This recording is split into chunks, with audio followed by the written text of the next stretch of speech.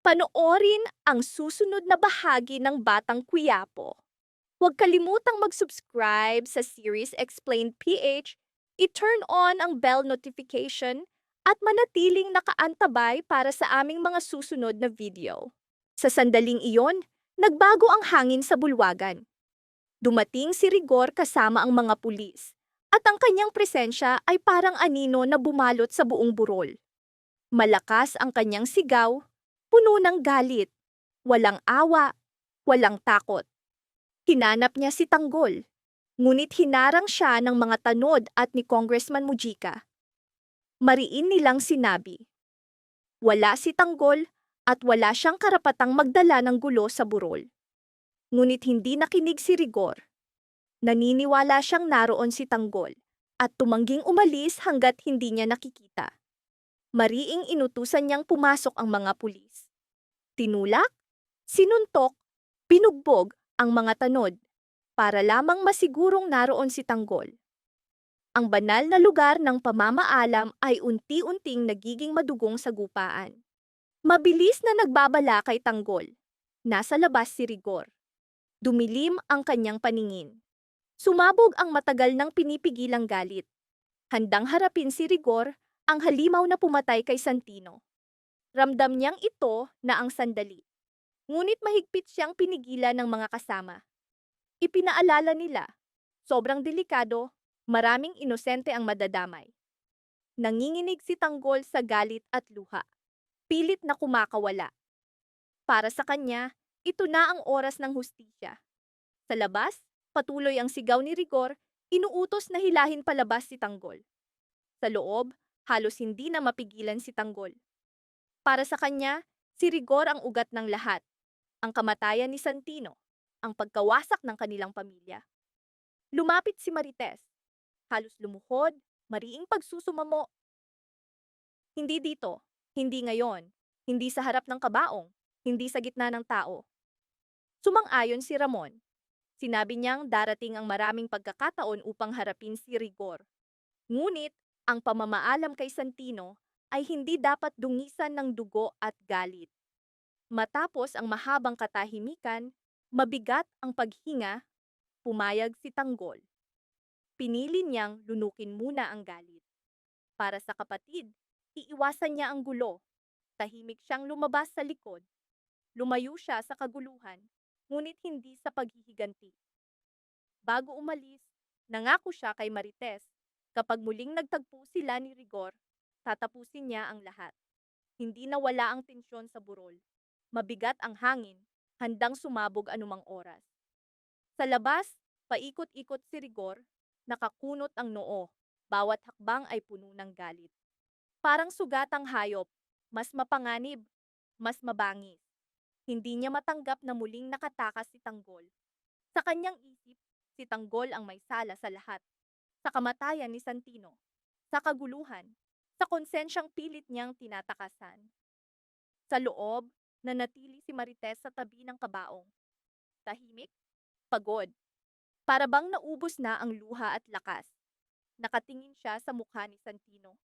Sa kanyang dibdib, paulit-ulit na umuukit ang tanong. Hanggang kailan magpapatuloy ito? Hanggang kailan magdurusa ang mga anak sa krimeng hindi nila ginawa? Lumapit si Ramon. Mabigat ang tinig, ngunit kalmado. Alam niya, hindi pa tapos ang laban. Ang pag-atras ni Tanggol ay hindi wakas, isang pansamantalang katahimikan lamang, bago ang mas malaking unos. Sa madilim na eskinita, huminto si Tanggol. Nakasandal sa pader, ipinikit ang mga mata.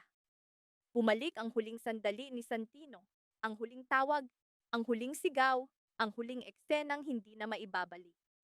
Kumuyom ang kanyang kamao, nanginig ang katawan. Hindi sa takot, kundi sa galit na matagal nang nakabaon. Doon naging malinaw, hindi na siya maaaring sumugod ng bulag. Kailangan niyang harapin si Rigor, hindi lang sa galit kundi sa paghahanda. Kailangan niyang maging handa sa posibilidad na mawala ang lahat. Samantala, pinanood ni Rigor ang mga taong isa-isang lumalabas. Ang kanilang mga mata ay puno ng takot at puot, dala ng kaguluhang kanyang idinulot. ngunit walang bakas ng pagsisisi sa kanyang mukha. Sa halip, lalo pang tumigas ang kanyang anyo. Para sa kanya, wala nang sagrado, wala nang hangganan. Mahinang bulong ang iniutos niya sa isang pulis, isang plano na tiyak na magbubukas ng bagong kabanata ng karahasan. Sa isang sulok ng komunidad, may mga matang tahimik na nakamasid. Matagal na silang naghihintay ng tamang sandali.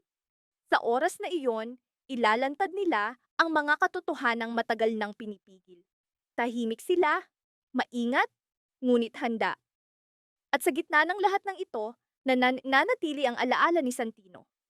Ang kanyang kamatayan ay naging mitsa ng apoy, ng galit, paghihiganti at katotohanan. Bawat alaala ay naglililyab na parang sulo, galit na handang sumabog, paghihiganti na hindi mapipigilan, at katotohanang matagal nang nakabaon, ngunit ngayon nasa bingit ng pagbubunyag. Hindi pa tapos ang kwento. Ngayon pa lamang ito nagsisimula. Isang bagong kabanata, kung saan magtatagpo ang galit, hustisya, at paghihiganti. At sa gitna ng labang iyon, nakatayo si Tanggol, handang tahakin ang landas na wala nang balikan.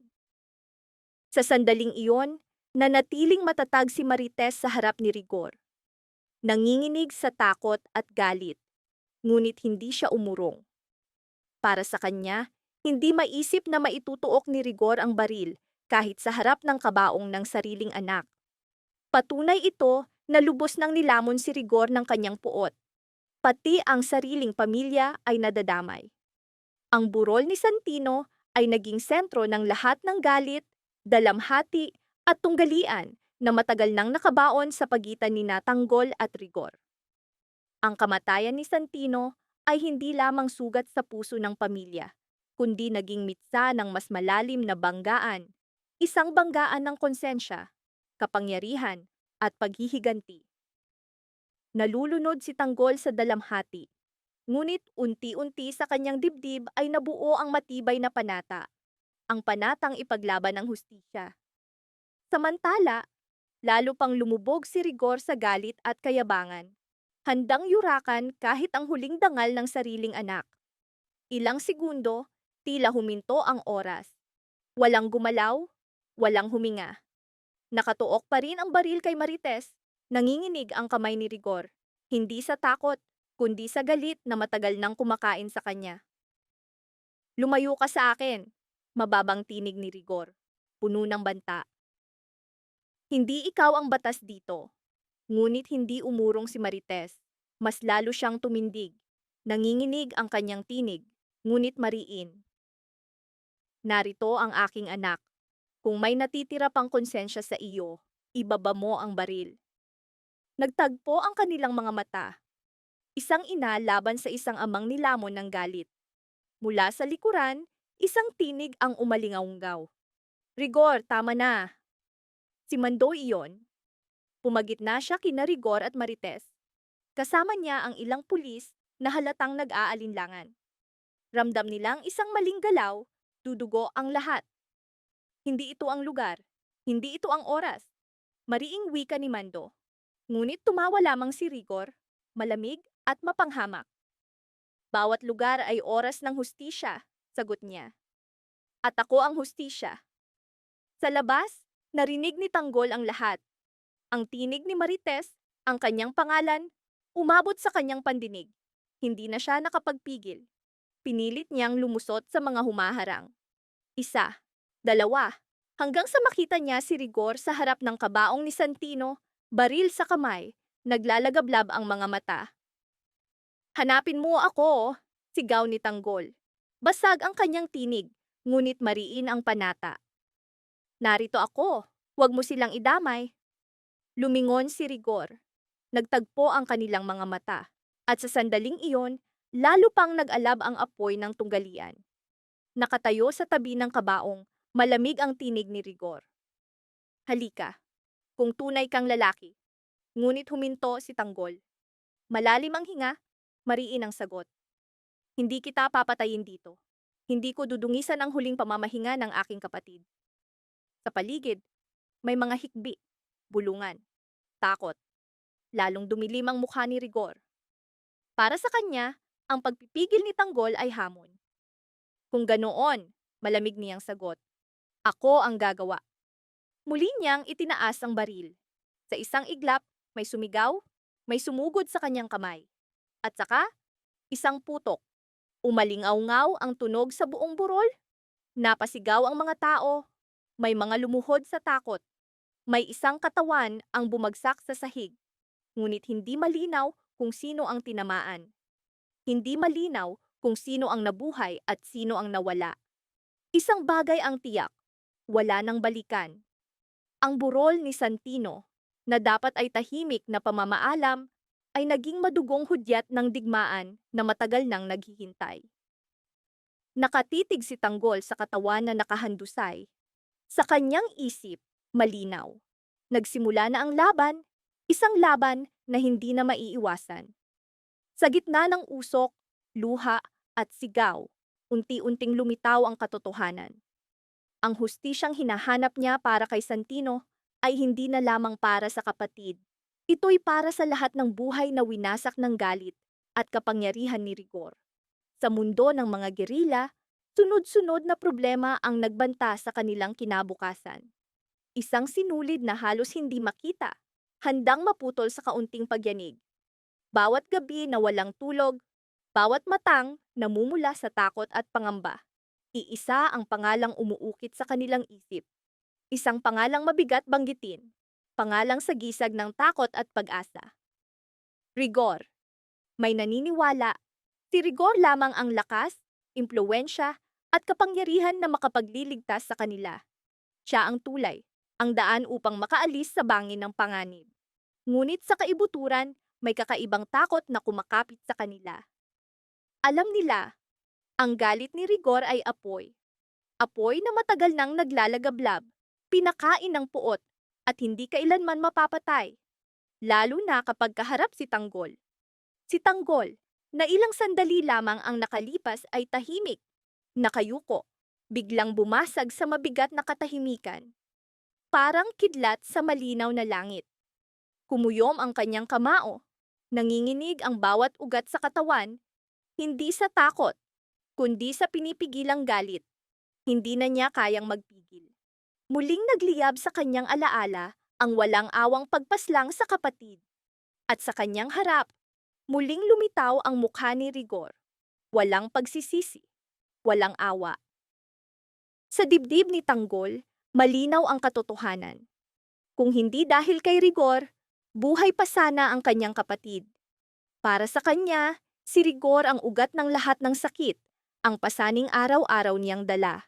Sa sandaling iyon, nanlamig ang paligid sa utos ni Rigor. Mariin niyang sinabi sa mga pulis, kapag nakita ninyo si Tanggol o ang kanyang mga kasama, barilin ninyo. Walang pag-aalinlangan ang kanyang tinig. Direkta, matigas, parang matagal nang nakaukit sa kanyang isip. Idinagdag pa niya na siya ang hefe at bilang hefe ang kanyang utos ang batas.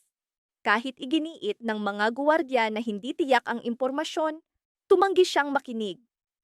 Buo ang kanyang paniniwala, naroon si Tanggol, nagtatago. Kaya't gumamit sila ng dahas, walang pakialam kung sino ang madadamay. Nang makarating kay Tanggol ang balitang nasa labas si Rigor, tumama iyon sa kanya na parang kidlat. Muling nagliyab ang apoy ng paghihiganti sa kanyang dibdib. Binalaan siya ni Congressman Mojica. Maraming inosente ang madadamay kung haharapin mo siya. Ngunit tuluyan nang nagsara ang isip ni Tanggol. Iisa lang ang pumapailan lang sa kanyang loob. Papatayin ko siya. Sumigaw si Tanggol, handang harapin si Rigor ng walang takot. Ngunit bago pa man sila magbanggaan, sumugod si Marites kay Rigor. Basang-basa ng luha at galit ang kanyang mukha. Sa isang iglap, sunod-sunod niyang sinampal si Rigor. Mabigat ang bawat hampas, puno ng dalamhati at puot ng isang inang nawala ng anak. Isinisigaw niya ang sakit na matagal niyang kinimkim, isinumpa si Rigor sa pagkamatay ni Santino, sa pagkawasak ng kanilang pamilya, sa mga luha na hindi na maibabalik. Nagulat si Rigor, ngunit sinubukan pa ring ipagtanggol ang sarili. Wala pa ring bakas ng pagsisisi sa kanyang mukha, tanging pagbabanta at pananakot. Lalo pang nagngit-ngit ang apoy sa kanyang loob, handang lamunin ang lahat sa paligid. Malakas niyang sigaw, walang makakapigil sa kanya, at sino mang magtago kay Tanggol ay papatayin. Sa gitna ng kaguluhan, lumapit si Ramona sa tabi ni Tanggol. Kalmado, ngunit mariin ang kanyang tinig. Dahan-dahan niyang hinila si Tanggol palayo sa bingit ng panganib. Ipinaalala niya na maraming inosente ang madadamay at hindi iyon ang daan ng hustisya.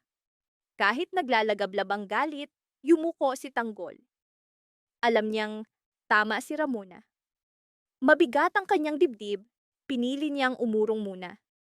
Ngunit sa kanyang puso, nanatili ang pangako, darating ang araw ng paghihiganti. Ngunit bago pa humupa ang tensyon, dumating ang bagong problema kay Eneng.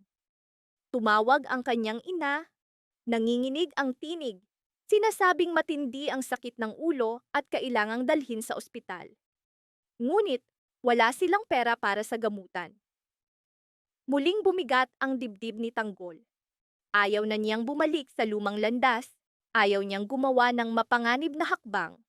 Ngunit laban sa kahirapan at kawalan ng magagawa, wala siyang pagpipilian. Nangako siya kay Eneng, gagawin niya ang lahat, kahit ano pa ang kapalit. Kahit muling lumakad sa madilim na nakaraan. Samantala, abala ang mga pulis sa paghahanap, hindi nila alam na si Eneng ay nakorner na. Wala nang matatakbuhan. Tahimik na naghintay sina Tanggol at Ramon, pinagmamasdan ang bawat galaw ng mga pulis. Bigla silang umatake. Nabigla ang mga pulis. Matapang na lumaban si Eneng, nagpumiglas. Sa gitna ng tensyon, naghanda silang tumakas, kumakapit sa pag-asang mabubuhay. At sa gitna ng kaguluhan, may tahimik na damdaming umusbong sa puso ni Tanggol. Sa tuwing naiisip niya ang kanyang minamahal, tila humihinto ang mundo. Ang kanilang unang pagkikita ay parang hiwaga, para bang itinakda ng tadhana. Sa paglipas ng panahon, tila sinagot ng langit ang kanyang panalangin. Ramdam niya, narinig siya ng Diyos.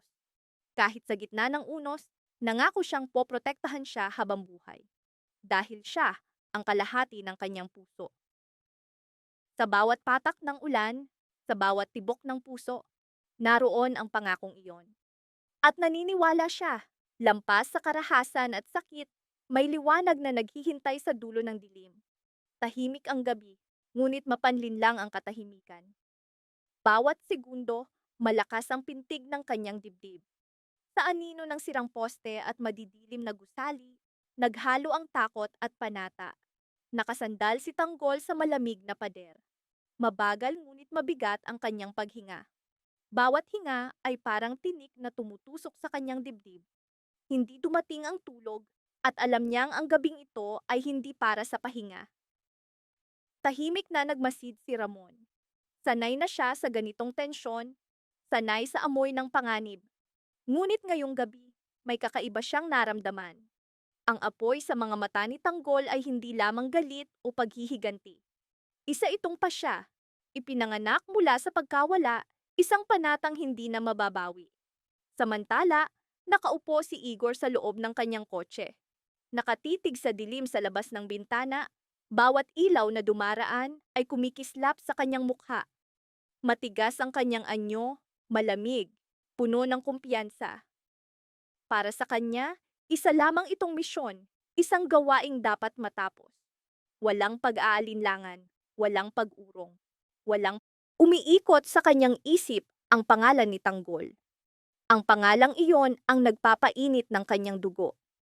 Para sa kanya, si Tanggol ay hindi tao, kundi banta, isang mantsa na dapat burahin. At ngayong gabi, handa na siyang gawin iyon. Hindi alam ni Rigor na sa kabilang sulok ng dilim, may mga matang nakatutok sa kanya. Tahimik, hindi gumagalaw, naghihintay ng tamang sandali. Biglang nag-vibrate ang telepono ni Tanggol. Isang maliit na panginginig, isang hudyat. Mensahe mula kay Eneng. Nasa ospital si nanay, lumalala ang kalagayan. Pumikit si Tanggol sandali. Isa, dalawa. Pagmulat ng kanyang mga mata, tumigas ang bagong pasya sa kanyang dibdib. Wala nang paliban. Wala nang pagtakbo. Dahan-dahan niyang sinabi kay Ramon, kailangan na nating kumilos. Tumango si Ramon. Walang tanong, walang pag-aalinlangan.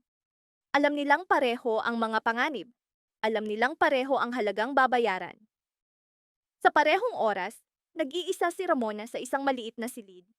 Mahigpit ang pagkakakapit ng kanyang mga kamay, para bang kumakapit sa tapang. Ramdam niya ang masamang hudyat, ang malamig na kilabot na gumagapang sa kanyang mga buto. Hindi niya alam kung saan patungo si Tanggol, ngunit tiyak siya. Mapanganib ang landas. Sa labas, mabagal na gumalaw ang mga anino. Huminga ang lungsod sa katahimikan. Walang nakakaalam na may bagong unos na nabubuo. Isang tagpo, isang banggaan, isang gabi na maaaring magbago ng kapalaran ng lahat.